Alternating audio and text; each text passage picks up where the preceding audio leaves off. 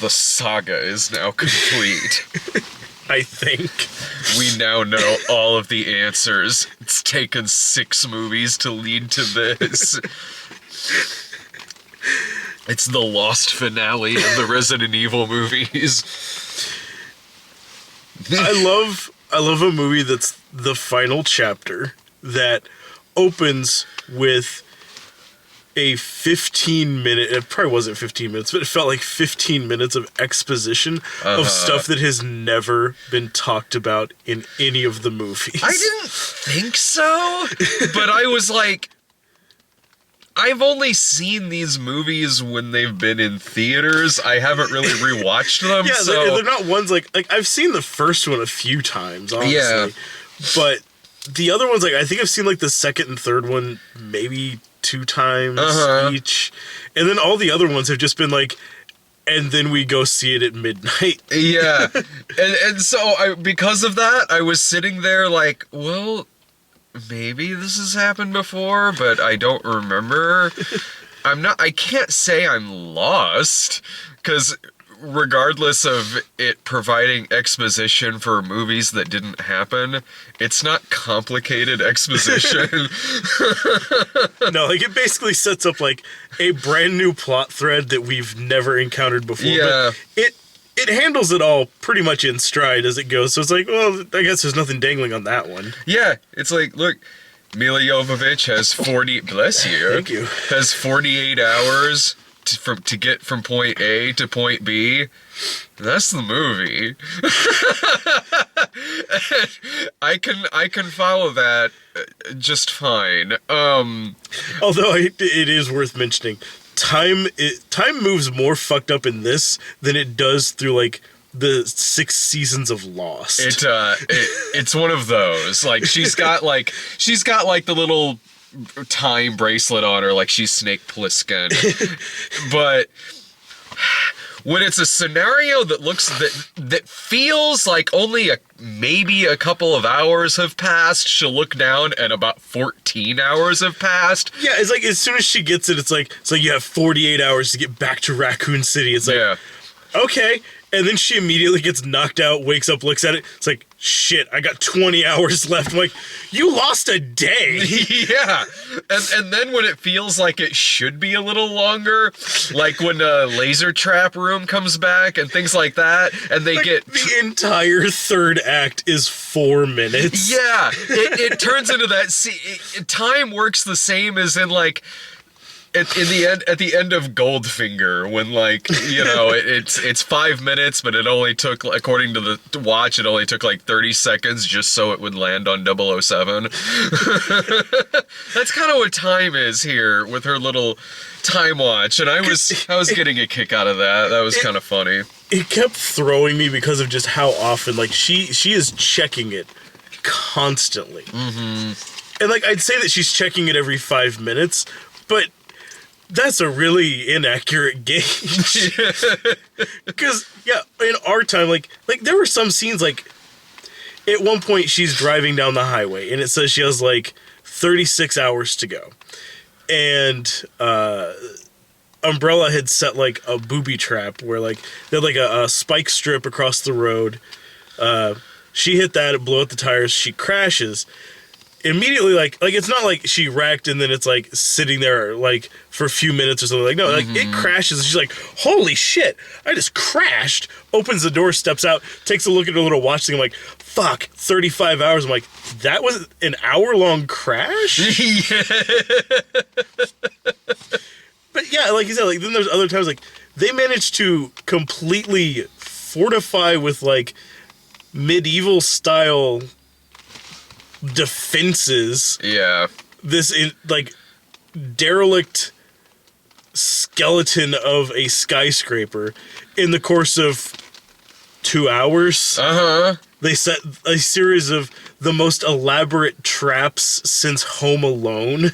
Yeah, like it honestly kind of felt like it was taking place like in the Saw universe. It felt like everything they did there would be like if she was given like, you have 5 days to get there, and then they just did a montage of like 2 of those days being them fixing things. Because like at a point, like they look at the horizon, like they're on the skyscraper, they look at the horizon, like okay, I mean, granted, like it's a pretty tall skyscraper. Like I know, like if you go up to like the observation deck and something like the Sears Tower. Yeah. Since this is supposed to be the Midwest, where Raccoon City is, the best analog for that city, I think, would have to be Chicago at this point. But like, let's say that you're at like the observation deck at the Sears Tower. I mean, you can see a fucking distance from there. Oh yeah. I mean, it's pretty impressive. But they see them moving along like the horizon, and they say, well, they'll be here in a couple hours. And on the top of this building is the operating crane that used to run the like the window washer system for the skyscraper. And this girl mentions like, oh yeah, my dad ran a chop shop when I was a kid, so I don't know, I guess I know how to fix things. She's like, good, because you need to fix it a little more. And by sundown, they have converted it into a trebuchet. Have plotted out the distances at which to add or remove tension in order to hit exact targets. Like, when the fuck? I mean, never mind converting this thing into a medieval catapult. But the fact that they also had time to spend all fucking day test firing at, like, insane distances. Like, yeah, once we load a burning half-full barrel of gasoline onto this, it should make it right to this intersection and bam, kill whatever lands right on this spot. Because that's where this story has all led to. Raining liquid fire down from skyscrapers, ziplining across it, and then getting in a car chase. There's more fire raining down than the movie Rain of Fire. Yeah. And then getting in a car chase between Mila Jovovich in a Jeep and a giant bat creature that seems like it was just sleeping in an abandoned building. It fell asleep under all that rubble. Was like, what the? Oh, somebody's here? Oh. Never mind all this shit. It was like that scene in Age of Extinction where Optimus just wakes up and jumps out of a shed. It's like, I was here the whole time. It's like, thanks, Optimus Prime. What is it about movies like this that always have people from Game of Thrones in them? It always happens. It adds a level of credibility. Which, I'm not gonna lie, I was perfectly fine with Ser Jorah Mormont being the villain. Me too. I'm like, I'm fucking cool with this. He's an intimidating man. Like, I honestly was like, yeah, I could see him honestly having the upper hand in a fight between these two. He's like a scary Roger Moore. That is a very good way of putting it. You know, like, he really is. I love that dude. He's easily the best part of the movie, in terms of the characters at least. And you know, I'm honestly gonna be fairly lenient here because an Underworld movie just came out, and so it's easy to... It feels like it is 2002 again. Yeah. So fucking last week with Triple X. We got Triple X, we got Underworld, we got Resident Evil. Like, yeah. This shit's going back in time. Last year we had a Zoolander movie, like... Yeah. Everything is cyclical, man, like it's coming back. But... It's easy for me to now compare this to the last Underworld movie that was out, and it's how I feel about both of these series in comparison with each other in general, is that these movies, unlike the Underworld movies, have zero false pretense that they're like Shakespeare.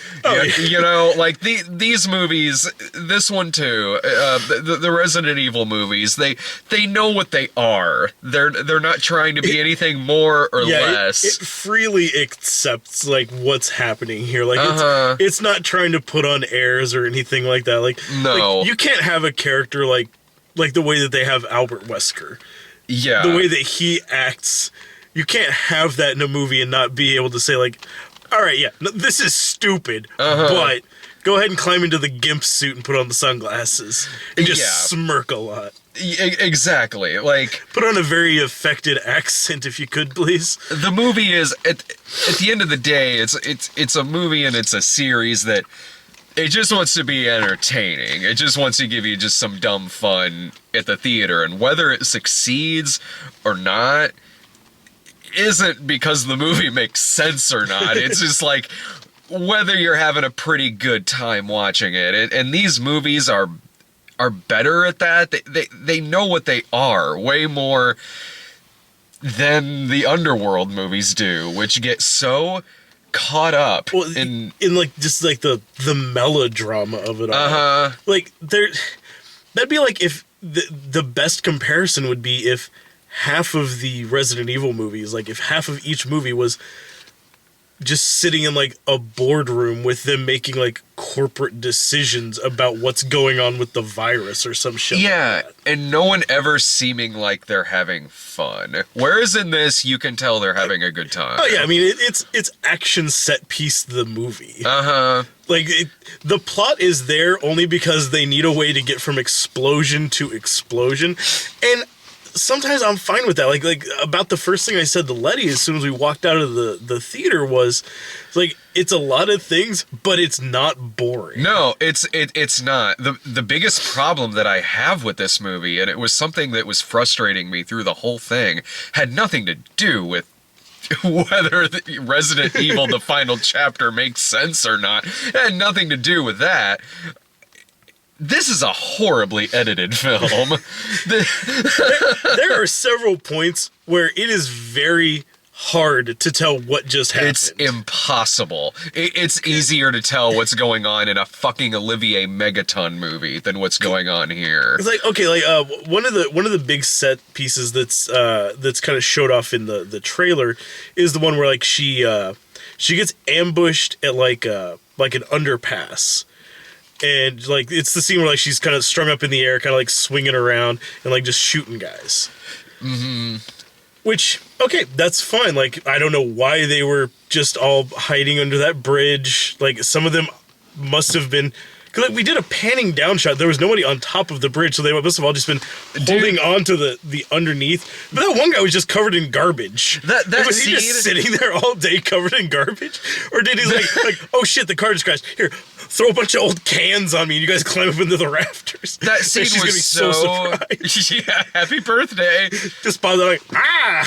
That scene was so horribly edited that it looked like the guy jumped out of the motorcycle.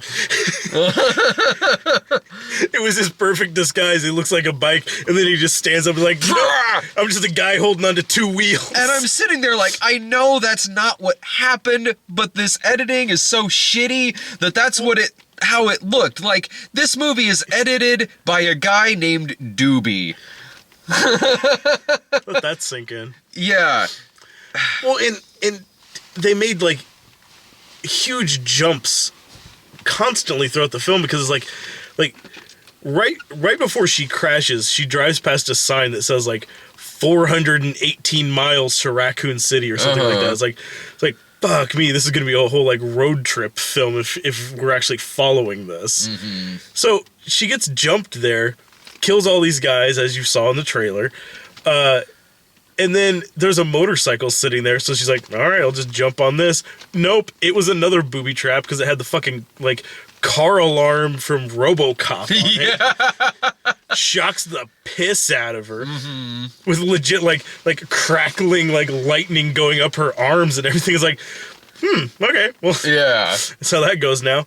And then falls down, spastic fucking flashing cut, and then she's in something. She's in a cage. She's in the underneath of a ship next to fucking Judah Ben-Hur. She's we don't know where the fuck she is until it pans out and like, oh, it's this giant like G.I. Joe Cobra Commander style like fucking death machine rolling down the street. It's like, oh, okay, well, that's what I would have guessed, because like whenever she was down there, like it looked like she was in the galley of a ship. Yeah. Like it was fucking Ben-Hur. Like, it's like, don't talk. And then guy starts coming down the stairs. I'm like, oh shit, it's the bosun. He's coming down to like crack her across the fucking legs. Like, row, you bastards. Right, yeah, and the way that it's all chopped so fast, it felt like any minute she was gonna look at the car next to her and it's Ethan Hawke from Getaway driving away. Like, but the whole movie's not shot like that. Just anytime action happens, which is quite a bit in this film. To be fair, yeah. Yeah. Well, and it's almost the opposite problem I had with I want to say it was the fourth one. Mm-hmm. The one that used like a shitload of like it was in 3D and they used a shitload, like anytime there was a fight scene it went into slow motion for the entire fight. Oh. The one where was that 4 or 5? The one where I don't know. It starts with her landing like a prop plane on top of a skyscraper. That was 4. I want to say that was 4 because that was the Kim Coates one. Yeah, because it ends with him getting to that boat. Yeah. This movie is also released in 3D, and I am so glad we didn't see this in 3D. Well, especially because like half of a lot of it was honestly kind of hard to track, just because it's another movie where I think in order to hide some of the effects work and make it look a little bit better, which I mean most of the effects work does look pretty decent. No, it does when you can see it. Yeah, because it's all shot at night. Like there's a scene where they're going down like the impact crater from where they bombed Raccoon City, and they're running away from all these different like mutant dog creatures, except they're dark colored, everyone's wearing black, and they're running at night in between like rocks, like with no lights anywhere. It's like like I can't really tell what's happening. Like people kept getting picked off by these dogs. I'm glad that they just suddenly like before they decided to come down here, like 5 people came out, was like, it's like, we know where you're going, we want to come with you. It was like, oh thank God, we need more bodies to kill. And I didn't even realize that the sword guy was dead until you pointed it out. Yeah, because it's whenever she gets to Raccoon City and finds like all the survivors, which is where she runs back into Ali Larter's character Claire. There's like, I mean, it's the normal way that like these kind of movies are. There's like 4 people that seem like these are definitely people I'm gonna have to like keep an eye on as like actual characters, and then a bunch of other people that were just there. Like there was like the black guy whose name I never caught. Who's like, oh well, he keeps talking and it keeps showing him, so he's gonna be important. There was like the chop shop girl, Ruby Rose. Yeah. Oh, is that her name? Yeah. Okay. Which between this and Triple X, this is she's in that too. Oh, okay. Between these two, this is the better Ruby Rose throwback to a 2002 movie you can see in theaters now. Then there was a guy who seemed to be running the place, Doc, and then this guy who was wearing a giant sword on his back with like a fucking circular saw blade as like the guard with a giant skull on the hilt, and he also was carrying a set of double barrel handguns, like not like sawed off guns. He's like if you had like a 9mm that had 2 barrels on it. Yeah. And he's like, oh, well, here's like the resident badass around here. But it's right after they reveal, like, by the way, one of these people's a mole, and that guy's a total dick. So you're like, oh, it's probably that guy. And then 5 minutes later, he's just dead. It's like, oh, like not even like a finish, like a like fulfilling finish to him. He just gets jumped by one of those dogs and he's dead. I'm like, oh, these characters are all interchangeable, every single one of them, which also probably went along with the fact I didn't know who was dying most of the time. Well, and they kept showing like it's a very like impactful moment when like black guy dies or when Ruby Rose Chop Shop Girl gets killed, but we've known these characters for effectively 10 minutes tops and don't know their names. It's not very impactful. Like she's like, it's like got like it focuses like tight push in on her face. Like it's like, I'm gonna get those sons of bitches. Like, we don't know who these people are. There's no emotional connection here. Like, I don't know. No, and they're not, and most of them aren't charismatic enough for you to care even in that regard, you know? Like, there's not like a real standout performance in that group to make you be like, well, at least I like that actor, or at least they're being like kind of fun. They're not. Like, the villains is a lot of fun. Wesker is always fun. I like Mila Jovovich. I do. Mila Jovovich is a blast. I wish she was in more movies, honestly. So, I mean, she's fun in the movie, especially when they put her in old lady makeup. She comes rolling out looking like Johnny Knoxville in one scene. Like, what? It's like, oh man, she just rolled in from Hannibal. Yeah. And that's when dude comes in as real Bishop from the end of Alien 3. I mean, but they build these really elaborate setups in here. There's cool setups in which they have to go through this giant bladed fan, and it's not like the normal, like, like, there's it's layers to it. Yeah, it's a big fan. You're like, oh man, like that's gonna start up at some point. Yeah, and you're not wrong, but there's like 20 blades on this thing. Yeah. Like not like 20, like a hall of layers of them, and they're all at like slightly different angles, so they're kind of like weaving in and out. Yeah, it's a hall of mirrors if it was secretly a big fan with like 20 fucking blades. So they build up sequences like that. Also, that door with all the spikes and shit on it crushing through. A lot of stuff that is cool to look at when it's there, and it could be pretty interesting and fun, but once the action with it starts, like the fan turning on, or that door getting really close to coming shut, or when they're in the laser room again, it just suddenly switches over into being edited by a 4-year-old on cocaine. Because it's and honestly, comparing it to Getaway is a good example, because it's so fucking ADD. Like, it won't stop and focus on one goddamn thing for more than a second or two, and it makes it like really hard. Like, honestly, it's kind of the same problem I had, not to the same extent, but kind of a similar problem that I had with like the fight scenes in Jason Bourne. Is that the editing?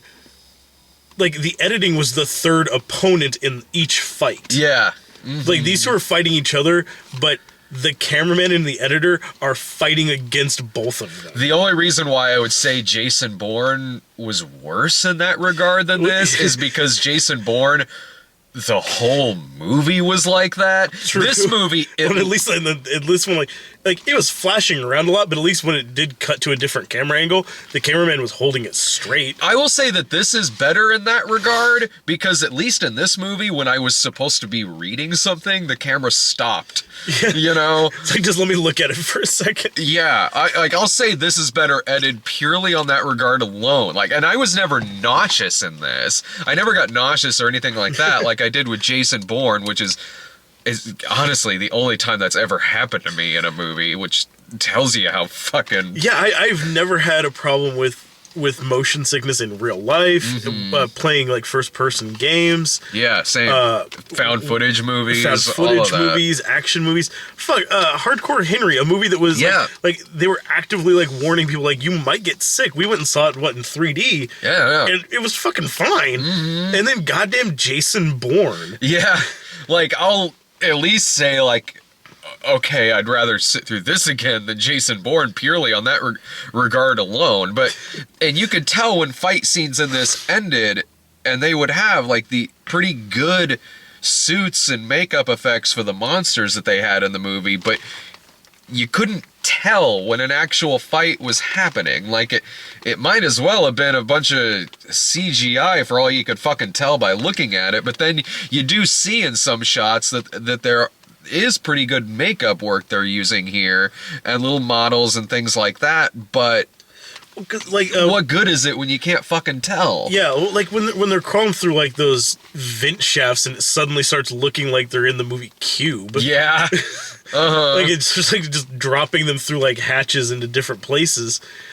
And she's fighting that whatever the fuck it was that was down there. Mm-hmm. Like, that thing was impressive looking. Like, it honestly was like really fucking terrifying looking. Yeah.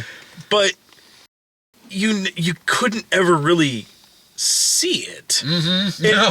And it was so bizarre and angular and like distorted looking. Like it was, a humanoid shape. Yeah, sure, but like odd angles, and like it's had a crazy texture to it and everything. For all I knew, it was Pyramid Head.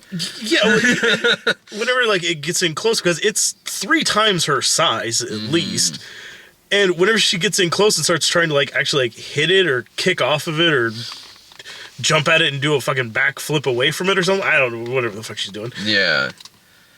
It would get in close to it, and now you're just like looking at an odd spot really close, and then just suddenly like a foot, and it's like I don't know what's happening. But then it would fall down, and she wouldn't, like, oh, I guess she hit it, and then it would, same shot, something would hit it, and then she'd fall back like 20 feet. Like, I guess it got her. Like, I don't know who's attacking who. Yeah. Like, they're just running at each other, flash, and one of them falls down. Like, okay.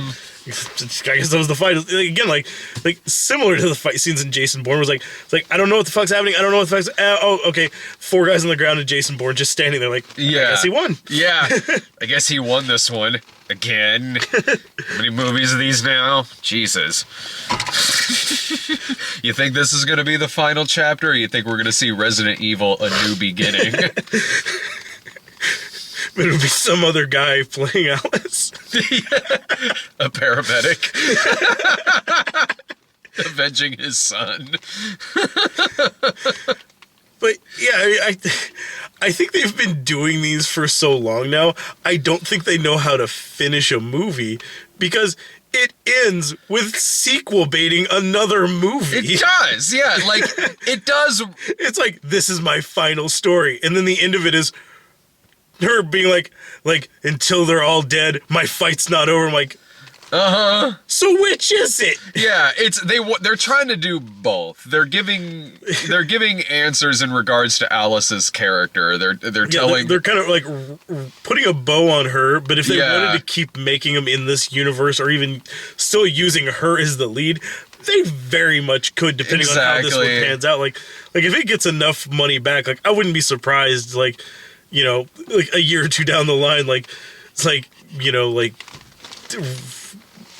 well, shit, I think they already used the title Resident Evil Resurrection, didn't they? Did they? Or there was there was Apocalypse, Extinction. Which one was Afterlife? Was that 4 or 5? Fuck, right? I have no fucking idea. God damn it. I'm usually good at this. I was going to check my phone, but it's the light we're using. Shit.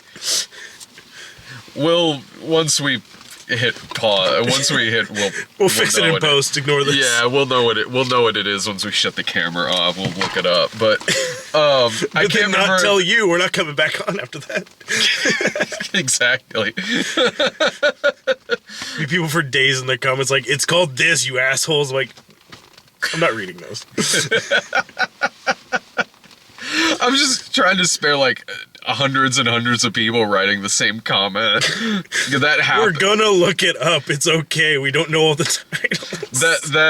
That happened when Dave and I did our worst video. We were talking about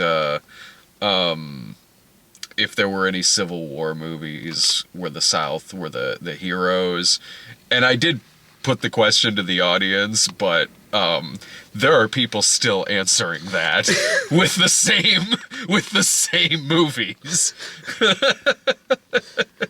Like Gods and Generals. And just real quick before you post, just Control F and see if anyone has already put that on the screen. If they have, we appreciate it, but your services are no longer required. If a movie has been up, or if a video has been up for longer than 30 seconds, it's been answered. Or if it's been up for more than 3 weeks, stop. Like, Birth of a Nation. well, technically. I was thinking Birth of a Nation in my head, but I couldn't remember if, like, the Confederacy showed up in that movie, or I mean, it was the Klan, yeah, but I didn't remember if I just normally equate the two. Yeah. I couldn't remember if that movie started in the Civil War or not and showed the Confederacy. It's been a long time since I've seen Birth of a Nation. So it's not one you go back and watch. Like every year on Christmas, you run it for 24 hours like it's a Christmas story. Yeah, 24 on the 4th of July. 24 hours of Birth of a Nation. Oh. I imagine this will get rebooted. Oh yeah. If anything, I would honestly suspect that like they might be just finishing it off so that they can start over because it's it's got such a complicated mythology at this point. Yeah. That it's like hell, like by the third movie, humanity is on the brink of extinction already. It's like like the first one is like, oh no, we're trapped in this facility, and it ends with like, oh, now the city is overrun. The second movie, yeah, city's overrun. Third one, fucking the Road Warrior. Yeah. It's like, 'cause like that's the thing. Like I have honestly had an issue with for this entire series so far, is it feels like in between each movie there should have been another movie. Yeah. But there's not. And so we have no fucking idea what happened. Like, 'cause each one like just starts off like, oh well, now we're here and this is happening. Okay. My name is Alice. This is my world. That's another thing you can predict about this kind of movie. In a movie like Underworld, it's always going to start with narration from our lead character. They'll say their name. They'll say some granted, at least I like these movies way better than I like the Underworld movies. Although I did really like Rise of the Lycans.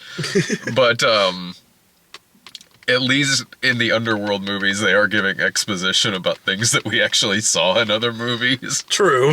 Which was helpful, because fuck all if I remember that shit 5 minutes after I leave the theater. Because that's the big thing I remember, even just back with like Underworld 2. Like the first like 5 minutes is like the Cliff Notes version of the first movie. It's like each one was kind of designed for like, if you didn't watch the previous one, we got you. Yeah, the new one did that too, because of course it did. And again, fuck all if I remember anything about that movie that I saw 2 weeks ago. I remember it looks and feels and put me to sleep about as much as the other ones did. And I would recommend this higher if the editing was way better. Like, that's really what it comes down to with me. Yeah, I mean, I used the free tickets from the Bye Bye Man to get in, and I had Stubbs rewards on my card, so I only paid 20 cents to see this movie. I don't feel ripped off in that regard. Honestly, I would say it's a man, if the editing was way goddamn better in this movie, I could say, you know what, like, if you have fun with the series at this point, you'd have no problem seeing like a matinee screening of this and then just having a pretty good time watching it. But I'm more so inclined to just sort of recommend it as something you just watch on Netflix with your friends and have a good time at home. But yeah, I mean that's kind of my feel with this one, is like there's really not, I mean, for all of the gigantic action, set pieces that are in this, none of them are really like one of those like experiences like oh man, that was cool, but yeah, like in theater, like fucking blew my asshole away. Like no, like nothing really like was that fantastic that requires it to be a theater experience. Yeah. But no, I mean, if nothing else, like yeah, if you have like a second run or you catch it on a matinee, I mean, like I said, it's not boring. No, not at all. It is not boring. I mean, it's going to be a solid rental, definitely. Like if it's one that you're on the fence about, like hang back. But yeah, definitely once it comes out on video, like rent it. But yeah, and like have a good time with friends watching it at home. We would have had a blast watching this like at one of our places. Oh yeah. Cause there's shit to just like comment on during the entire thing. Yeah. Thank the Lord, yeah. This movie's made for that kind of thing, and they realize that too when they're making this movie. Yeah, I mean, no one was going into this like, like, shit, yeah. Next time award season, we're in there. January's coming up strong in 2017. It's gonna be the new Oscar month. Although I noticed that I think Rings was trying to distance itself from being a January horror film. Is it in February It's now? like February 3rd. We still haven't gotten the January movie we were promised 2 years ago, that Amityville thing. Whatever happened to that? It keeps on getting pushed back. Amityville meets Patrick? Yeah, the Amityville Patrick movie. Like, Mind Quad. yeah, it's like fucking Mind Quad. Like, that thing still hasn't come out yet. I just assumed it did, and it was maybe just a week that I was sick or something. No, it keeps on getting pushed back. I don't know if it's maybe for the same reason that Tom Jane one that I don't think ever came out either, with that horror movie with it was like, Now I Lay Me Down to Sleep, or whatever the fuck that thing was called. Right, with like the kid that like his dreams come to life, but so do his nightmares. Yeah, and it had something to do with the studio going bankrupt. Yeah, that one got tabled for a while. I know that a while back we caught trailers for it again, but again, I just assumed it came out and I just forgot. If that quietly went on video, I'm unaware, but that Amityville movie still hasn't been out yet. I gotta have to look that up. I don't. For all I know, that's what comes out next week, because I can't remember what comes out next week, honestly. Rings. Is Rings next week? If it's February 3rd. Then yeah. Yeah, this is the last week of. We're wrapping up the last week of January, anyways. All right, we got Rings next week. Any other final thoughts about this? No, not really. Like if you've had fun with them so far, I mean, you won't be disappointed by this. Then. if all of the otother ones are ones that you're like, yeah, those are badass. I own them.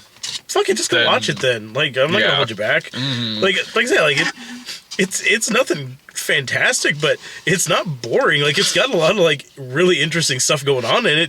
You just can't see it. Yeah, that's honestly a thing that might help with waiting for it to be a rental. Is once you get it home, you can adjust the brightness on your TV so you can actually fucking watch it. You can watch the whole thing in slow motion too. Slow it down a little bit. See it.